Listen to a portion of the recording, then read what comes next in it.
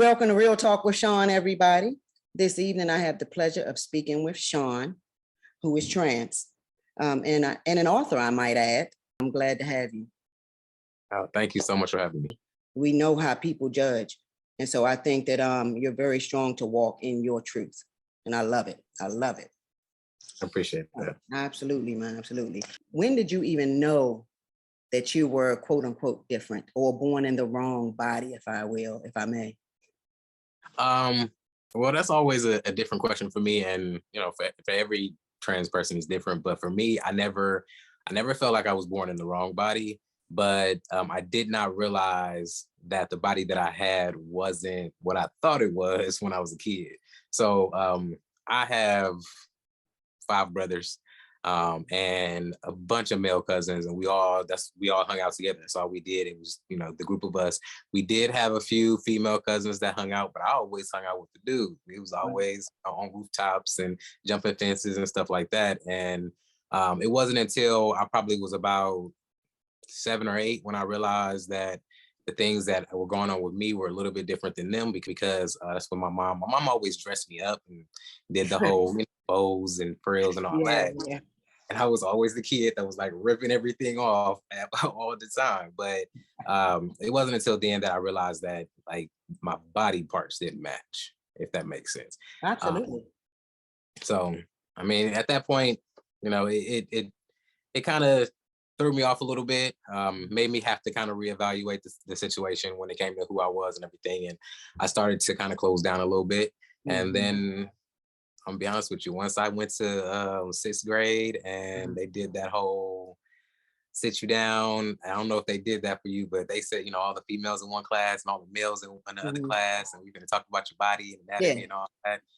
I got on the bus that evening. I cried in my best friend's lap. Like, I was so scared because I did not know that I was about to go through all that. Right. So that's when it actually hit you. Okay, I'm different than all of my guys, my cousins, brothers, everybody that I hang out with, that I feel more like I relate to them more. You finally realize, okay, I'm not like them. Yeah, that's when I realized it. It was devastating. Okay. So that devastated you. Yeah, absolutely. So now when it devastated you, I'm almost positive, I'm going to jump out here and say this, you had no idea what trans meant, or that you were even. So what did you process it as? Like, how did you even deal with that? I just thought that for me, I thought I was just me. Like, I thought that I was different from everybody else, and this is who I was. So I just lived my life with just being me. I kissed a girl when I was 7, kissed a boy when I was in the 2nd grade, like 8 years old. You know what I mean? So it was because he was like super pretty, you know, extra curly hair. And so it was like, for me, it was that was the that's all I knew. You know what I mean? So it wasn't about trans. It wasn't about you know, feeling like I was like wrong body or nothing. I was just like, oh, okay, this is me. So everybody else is not like me. Okay. That's different. And that's different actually, because I mean, you know, I talked to, you know, some other, of course, like you said, everybody's story is different, and that's true. And that's the reason why I'm doing this, because people would just, you know, put a blanket over and say, this is what it is, but it's not the same for everybody. So did you go through a lesbian phase where did you think that you were a lesbian? Oh, I went through, I'm be honest with you, man, I went through every phase. Okay. Through the thinking I was straight, of course. High school, dating guy.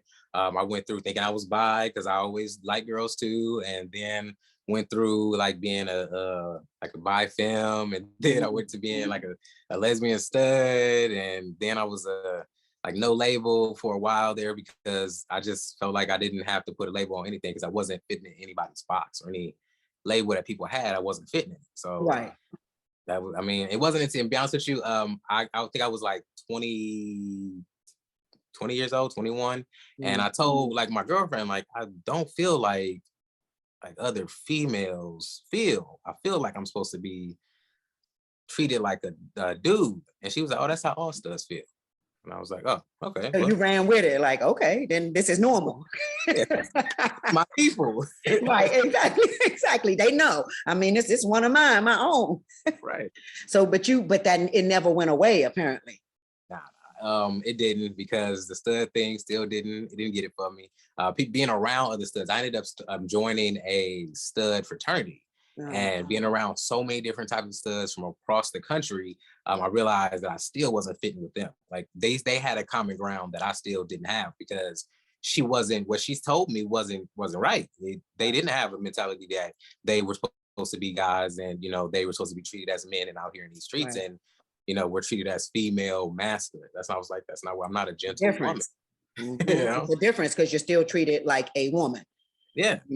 So if I'm understanding correct, so we haven't gotten to a physical part. This is all mental at this point.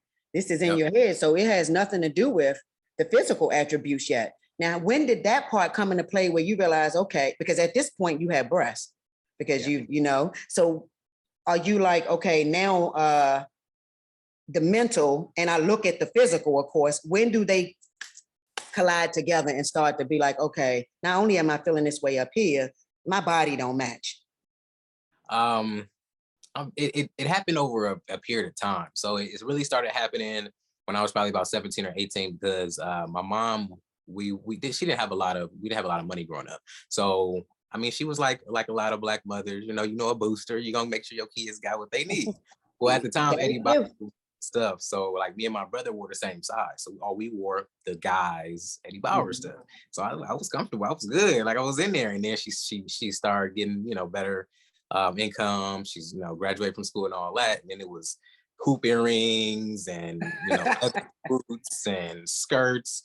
She took me to Victoria's Secret and bought me like 20 pair of thongs. And I was like, ooh, this is not the right place for me. I want to see this. I don't want to wear this. So bullshit. I got you.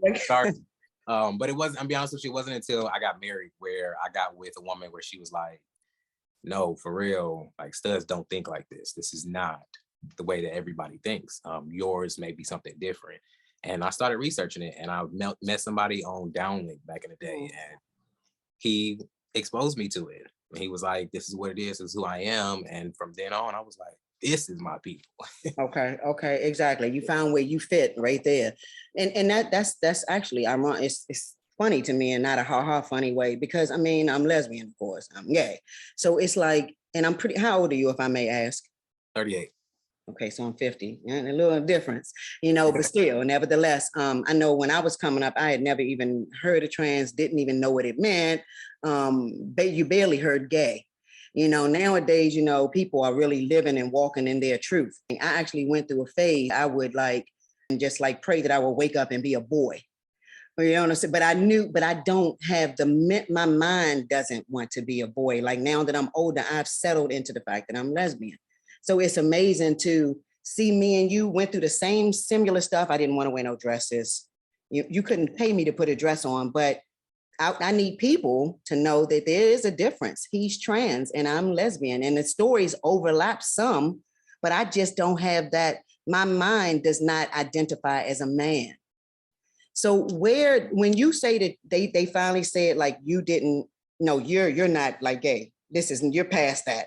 What was it? Like, what is it that makes you feel like you really identify as a man as opposed to a stud?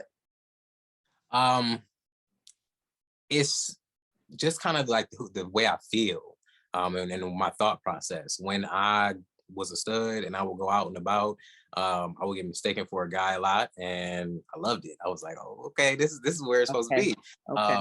Then I get people who would say she or use my birth name, and at the time it was normal, but it just made me cringe. Like I was like, every time they would say it. And my mom would try to in the beginning stages of it, she would try to take me to church a lot to try to get me to understand the word and everything. And the pastor would make sermons specifically about that. And it made me realize that the thought process that I had, the feelings that I was feeling, wasn't about necessarily meeting their standards of what a man or a woman is. I had to sit down and had to think to myself, and just really, I meditated, I went to therapy. I was like, who am I? And it's just always been, I'm just that dude. Like it's just always been a guy. It's just never been a question about it. And for me to be able to get what I see in the mirror to match, you know, what I have in my head, because that's what it was. I was looking in the mirror and I was like, this is a beautiful Exactly. Right. Right. yeah. Exactly. So when you were going through that, like before you actually said, you know what, fuck it. This, I know what it is now, and this is what I got to do to live in my to be happy and live a fulfilled life. Did you go through like any mental, like I heard you just mentioned that your mother, you know, first thing, you know, Black people, we gonna go to church. You know? How did that make you feel? Like, what about the mental part up here? Like, how did that affect you? Like not being able to live in your truth.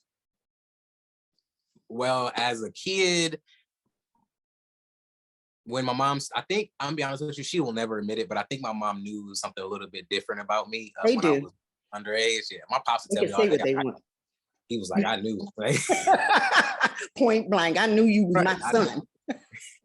but my mom, she was just kind of like forcing like a lot of stuff on me. So even when, like, for example, my high school graduation, I was like, we wearing a thing over it, right? The graduation gown and the cap. So I can wear whatever I want under here. I'm gonna wear a t-shirt, some shorts, some flip flop. I'm good. And she was like, no, dress and the hair and all of this. And I ended up like disappearing the night before and going over my cousin's house and going to like buy my own outfit. We ended up buying matching outfits. It was still like a girly outfit, but it wasn't. It was like a polo and Right. better than what she was trying to do. Right. So it was like, it would be stuff like that. So it was hard for me to be able to be okay with who I was and be okay with who she wanted me to be, because I'm a mama's boy to the heart. Like, I love my mama. Like, I still to this day buy my mother 2 dozen roses, you know what I mean, for her birthday and Mother's Day. I will spoil her to death. But we get to a point where she told me at one point that I was dead to her. Like, her child that she gave birth to was dead to her. Right. And I couldn't be mad at it because I was like, well, you know, she is. Okay. Technically, I mean, you're right. You know, I'm still here, but that girl is no longer. So I went through suicidal phases. Okay. I went through a lot of therapy. I have, you know, neurodivergence. You know, I have different mental issues or whatever that I go to therapy for or whatever because of, you know, traumas of going through all this.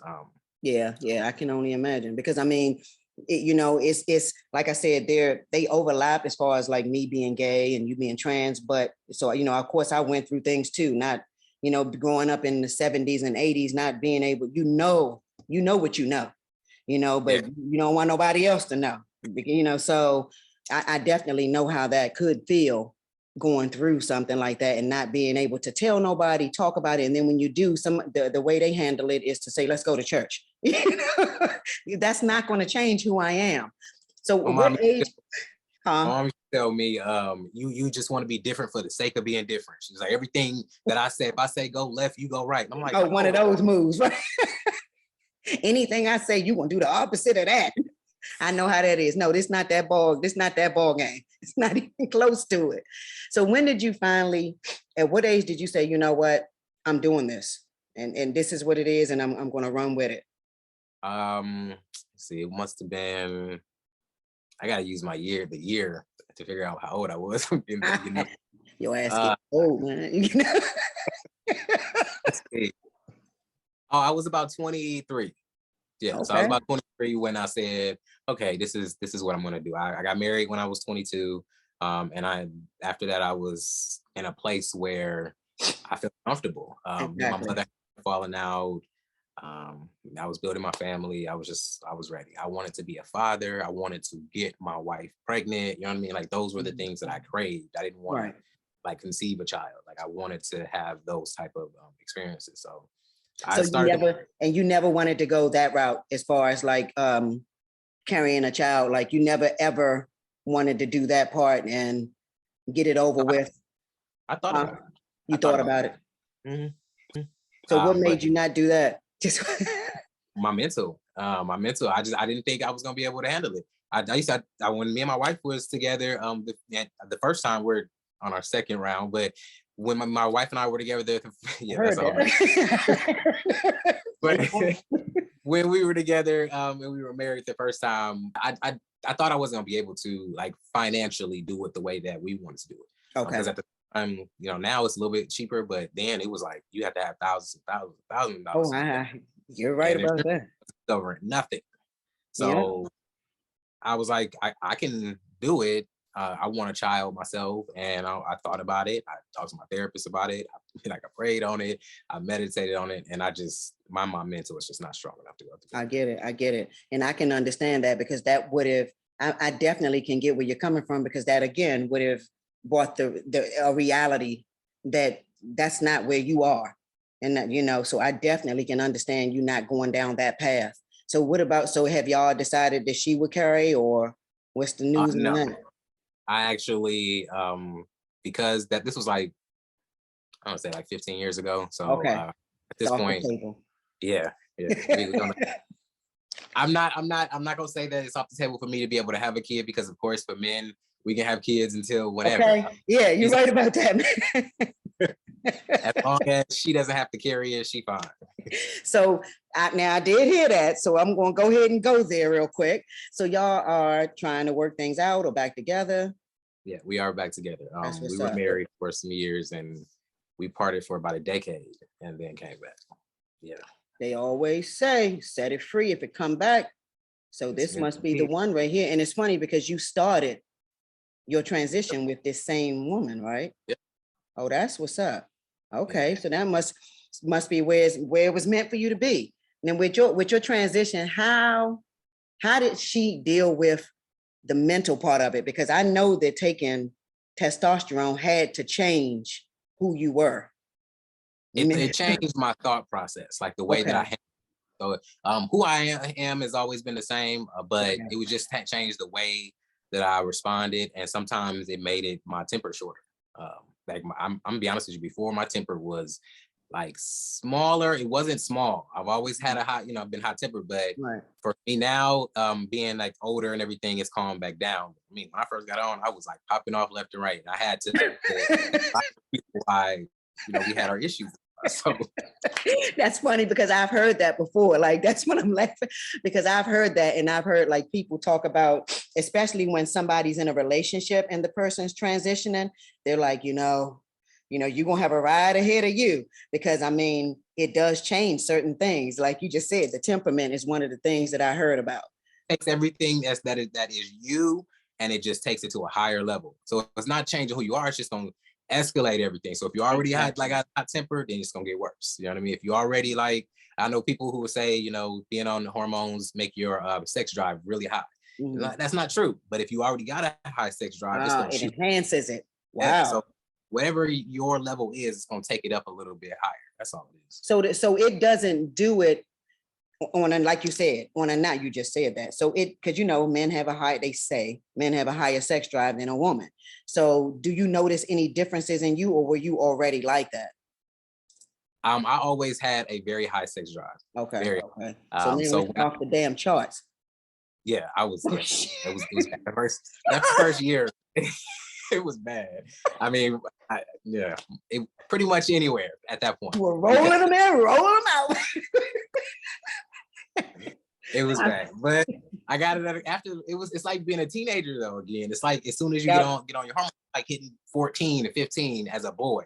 I mean, you can Ah, imagine what is doing at 15 and 16. To get that off. Yeah, exactly. So it's so okay. So you're going through puberty. all over again. Holy shit. Even and then no matter what age you are, because you're actually just starting. So, oh, okay. I completely woohoo. The party was fun. So what so what about bottom? Like now I hear different stuff about the bottom surgery. I hear now, because of the size, I hear people say, unless I can choose the size, I'm not going to do it. And some just choose not to even go that route. They just, they just do the top and they leave it alone. For me, bottom surgery is not a necessity.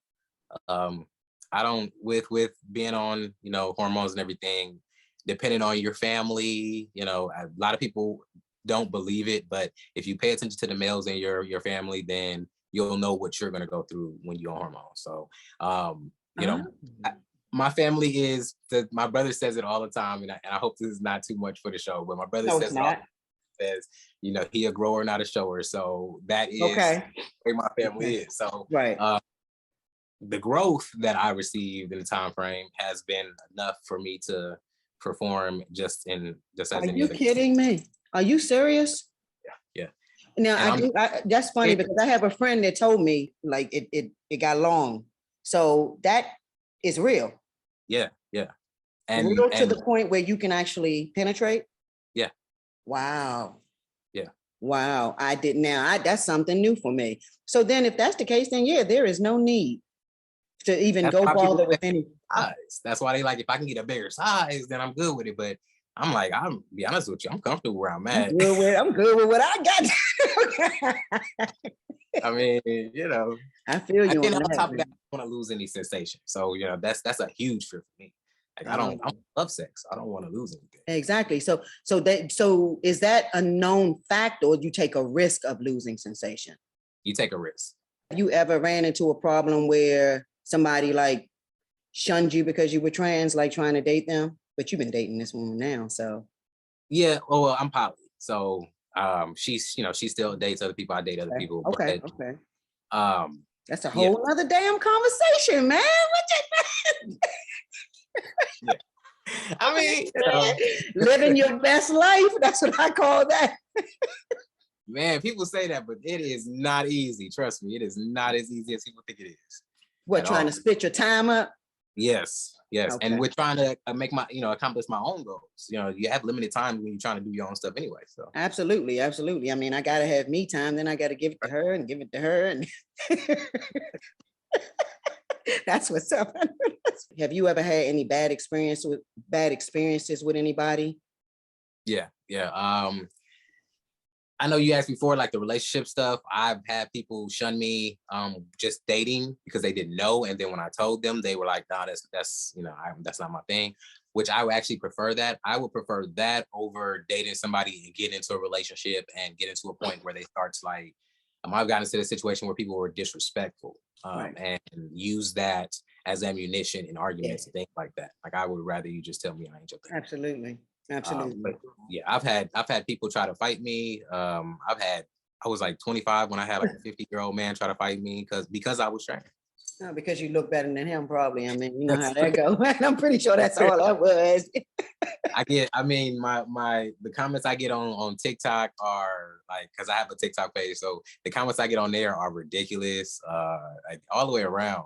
The hate that I get is crazy, but the love is so much. Oh, I know you're getting love because you're a handsome guy. So ain't no way you can't get love, man. I'd be lying if I said you didn't look good.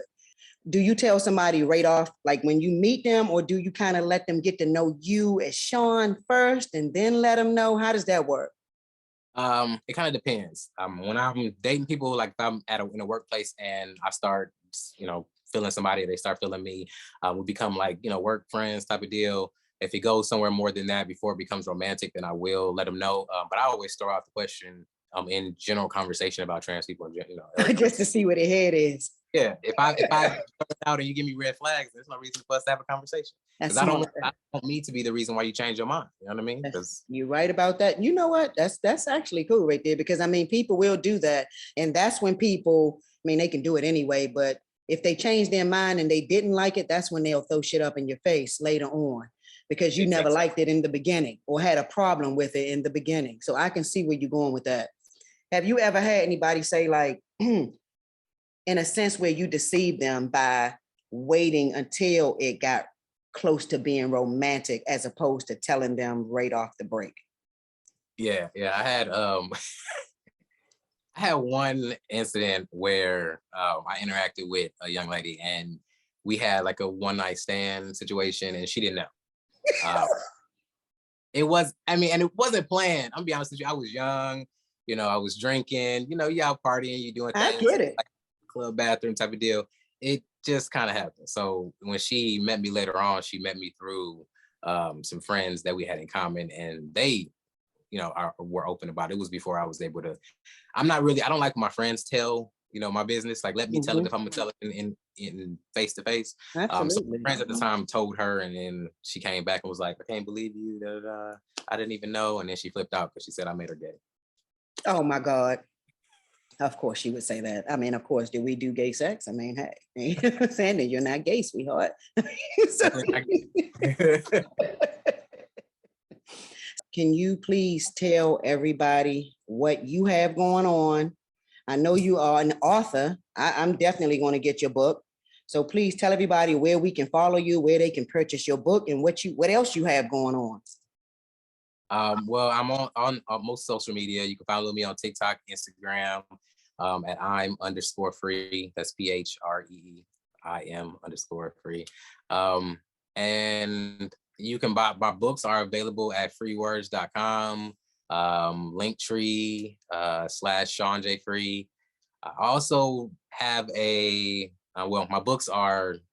My set of books that I have out right now is a trilogy about a lesbian stud who's in a poly relationship, and she is going through her interactions with her different lovers, and each book is her just a peek into her relationship with each one of her lovers. So it's called Chocolate, Caramel, Vanilla.